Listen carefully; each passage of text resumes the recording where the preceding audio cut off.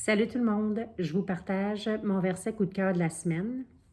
C'est Éphésiens 6:12 qui dit: Car nous n'avons pas à lutter contre la chair et le sang, mais contre les dominations, contre les autorités, contre les princes de ce monde de ténèbres, contre les esprits méchants dans les lieux célestes. Puis ça fait référence au combat spirituel.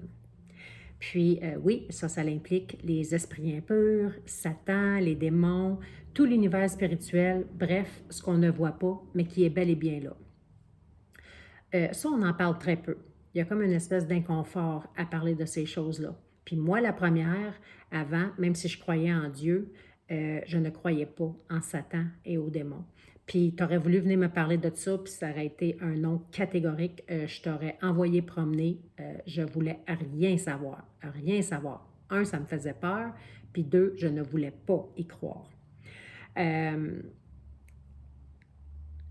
L'image qui me vient à l'esprit un petit peu, c'est comme si on s'assoyait avec un enfant de 3 ans, puis qu'on lui explique, par exemple, l'hypothèque de ses parents, les comptes à payer de ses parents, puis que s'ils ne payent pas, s'ils ne rencontrent pas leurs exigences financières, leurs responsabilités, il va avoir des intérêts, il va avoir des pénalités, puis ça peut venir compliquer, alourdir le budget familial, ça peut créer toutes sortes de conséquences. Alors, si tu expliques ça à un enfant de 3 ans, là, il n'y a pas l'ouverture d'esprit, il n'y a pas la capacité mentale, il n'y a pas les connaissances pour comprendre ce que tu veux lui dire. Mais ça ne veut pas dire que ça n'existe pas pour autant, parce que malgré le fait que l'enfant n'est pas capable de comprendre. C'est la même chose pour le combat spirituel. C'est pas parce qu'on n'a pas d'ouverture d'esprit, c'est pas parce qu'on ne connaît pas ça, que ça ne nous a pas été expliqué, que ça n'existe pas. Alors, c'était le point que je voulais apporter avec ça. Puis, une autre affaire qui est particulière pour bien des personnes, plus on avance dans notre foi chrétienne, certains d'entre nous, à un moment donné, on en vient à réaliser que ça existe pour vrai. On devient plus familier avec ça, puis là, on parle que de ça. Alors, en faire une obsession, tout attribuer, à chaque fois qu'il y a quelque chose qui va mal, à chaque fois qu'on a une émotion négative, à chaque fois qu'il arrive quelque chose, de tout attribuer au combat spirituel, c'est pas mieux. C'est pas... y donner trop de pouvoir ou trop de force et être plus en train de parler de Satan et des démons, des esprits un peu, plus souvent qu'on parle de Dieu ou de Jésus, c'est pas mieux. Il y a deux autres versets en appui à ça que je veux vous partager. Il y en a un, c'est 1 Jean 3:8 qui dit « Le Fils de Dieu a paru afin de détruire les œuvres du diable. » Jésus est venu à la croix, il est mort à la croix pour nous racheter du péché, alors qu'on est des personnes imparfaites qui avons commis des erreurs, pris de mauvaises décisions, qui avons de par nos comportements, fait des erreurs, commis des péchés. Jésus est venu à la croix pour nous racheter, puis pour détruire les œuvres du diable. Fait que la victoire est déjà acquise avec ce qui s'est passé à la croix, là, 2000 ans. Sauf que on demeure des êtres imparfaits jusqu'au retour de Christ ou jusqu'à ce qu'on meure dans cette vie ici et qu'on aille vers la vie éternelle ensuite. Je l'explique dans mes mots à moi, là. Mais l'ennemi a encore des droits, l'ennemi est encore présent, même si la victoire est déjà acquise, il peut se manifester encore. Et il y a un autre verset qui dit,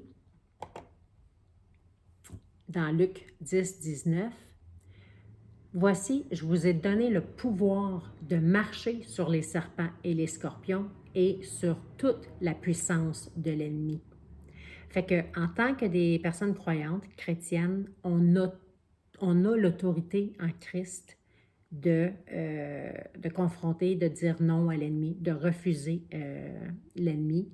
Puis, on a toute la puissance sur lui. Il y a une façon de s'y prendre, ça s'enseigne, ça s'apprend. Alors, ce n'est pas l'objectif aujourd'hui d'entrer dans ces détails-là.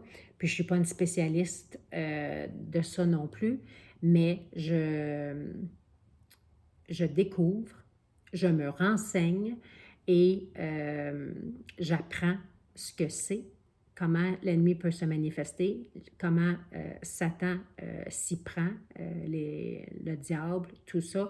Ce sont des notions avec lesquelles je m'initie et que j'apprends à mieux connaître. L'important à retenir, selon moi, et si vous avez une opinion différente, je vous invite à la partager en commentaire.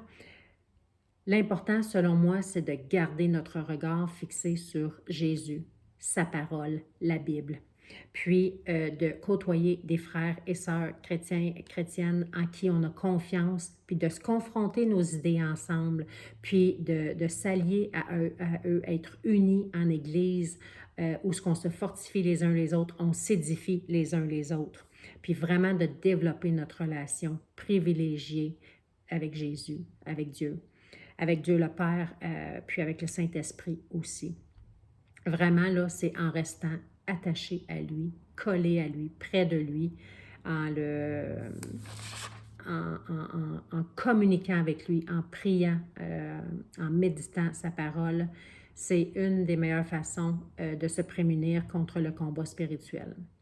Alors, voilà ce que j'avais le goût de vous partager aujourd'hui. Merci beaucoup.